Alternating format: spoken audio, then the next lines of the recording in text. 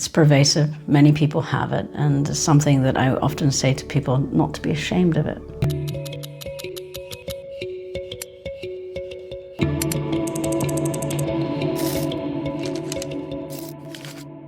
Let's talk about loneliness. Here's some tips on what you can do if you're realizing that there's this part of you that starts to feel disconnected, separated, and ultimately lonely. And one of the first things, step one, is to be honest about it, to name it, to even say, voice it, that I can recognize right now I'm lonely at this period of my life, or what I am facing right now I'm feeling lonely in.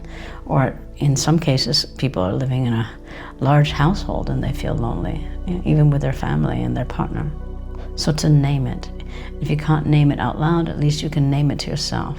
And also part of naming it is to write about what's happening, write about what the loneliness is, write about where you think it comes from, explore the topic, write about it. Why do people write about these things? Because they get to know themselves more. What starts to change our perception on things when we start to know what's happening inside. We write because it helps us to get to know ourselves, and by getting to know ourselves, it starts to soften the weight of what loneliness feels like inside. So it's really important to journal. That inner homework is really essential to understanding how it came to be, and it will support you in your next steps. Step two, to get out of your environment. Often when we start to feel lonely inside, we start to isolate and disconnect. We can even get to a place where we don't even go outside. So getting out of your environment not only helps you to get some air and different kind of space and environment that you're in is really important, but it also takes you out of the very place that you feel lonely in. And sometimes it's coupled with the people in the house or not having anyone in the house. So getting out of your environment and already will start to change the how you are perceiving your spatial awareness indoors versus outdoors. Makes a difference. Highly recommend going to a place in nature, whether it's in a park, whether it's in the mountains or by the sea, but to be in nature so that you feel connected to something. You already start to come out of that separation, because nature is part of what we are. We're part of this beautiful resource of nature, and it's always there and it's always supporting us. So that's step two, to get out of your house and make sure that you start to even just connect and just even take slow walks and get out of that environment where you feel lonely in. And step three, to move your body.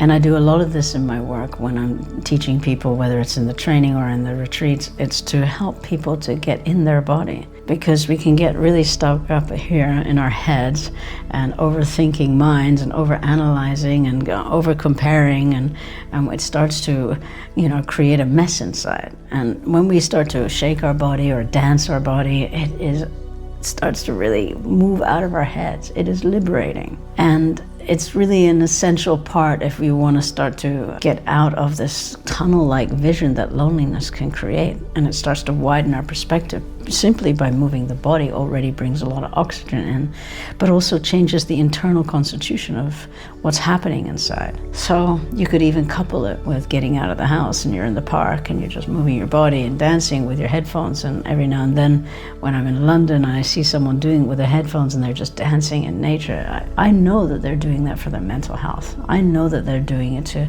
elevate their well-being. So number three, move your body.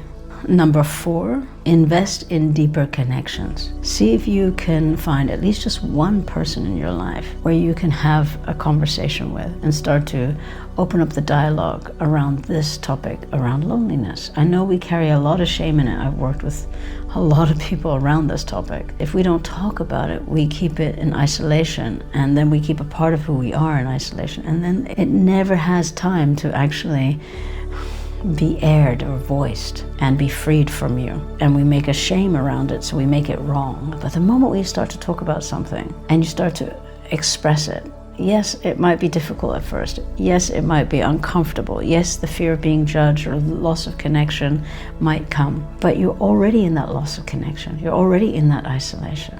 So by not doing so, you keep yourself there anyway. So take that step, take a risk. It's amazing what will happen. Think about the people that reach out to you, how quickly you would be there for them, and how much they would value being there for you. So taking a step and saying, hey, I'd love to talk a little bit about what I'm feeling right now or I'm noticing right now. So invest in deeper connections. It will really help you in how to be with this loneliness. In fact, it will start to dissolve because you will start to realize you're not alone. And how do we find deeper connections? The first place we find it is with ourselves. And that's why I asked you to journal, because you get to understand who you are on the inside. And you get to sense what it is that's going on and feel what it is that's going on. And by doing so, you will start to attract people who are more in alignment for this deeper place inside of you. Not the superficial level. And we only go there because we try to make it right for others, or we're nice and we want to fit in, or whatever the reasons is.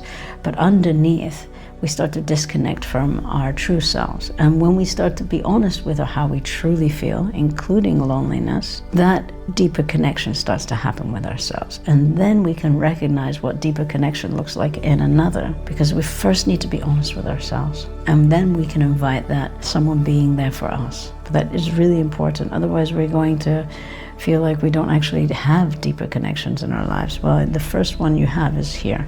And there are many people who want to meet in a more authentic way. You've just got a tuning fork here, and then you will find them, and they are there. And then 5, build rituals, create practices, things that help you to do something every day so that you choose yourself every day. And it's almost like you're developing a relationship with who you are, a friendship with yourself. You're learning how to self-comfort and self-soothe and really be with yourself. And whatever ritual or practice that you do, you can include things like dancing every day, walking in nature every day, doing some breath work every day, journaling every day, sitting in meditation every day. Make it something that you give to yourself. It's like a friendship that you have, that you're, forging, and you're getting excited about meeting this person. In the beginning, it might be a challenge because whatever separated you from yourself is often painful. And that's why doing step 1 is important. And then, of course, each step along the way. But ultimately, you want to be able to keep practicing and doing rituals, something that keeps you going, because life is challenging and it will throw you curveballs every now and then. And every now and then, we do need that stability and grounding in ourselves. So that's what rituals and practices help us to